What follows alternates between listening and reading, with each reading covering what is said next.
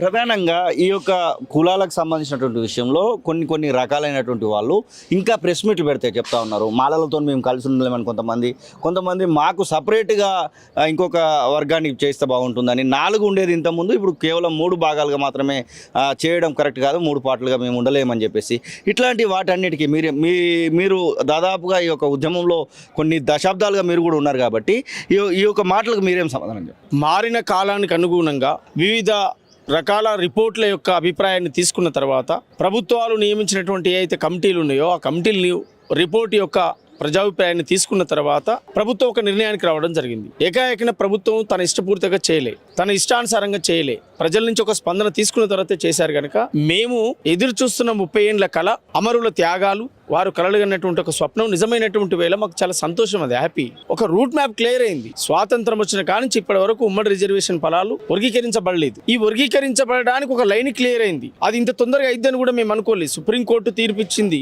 రాష్ట్రాలుగా ఖచ్చితంగా రాష్ట్రాలకు చేయొచ్చు అనేటువంటి అధికారం ఇచ్చింది. కానీ ఇంత తొందరగా తెలంగాణ ముఖ్యమంత్రి గౌరవ రేవంత్ రెడ్డి గారు ఇంత తొందరగా నిర్ణయం తీసుకొని ముందుకు రావడం అనేది అభినందించదగ్గ విషయం, హర్షించదగ్గ విషయం. అందువల్ల ఏదేమైనా ఒక సమస్య అయితే క్లియర్ అయింది.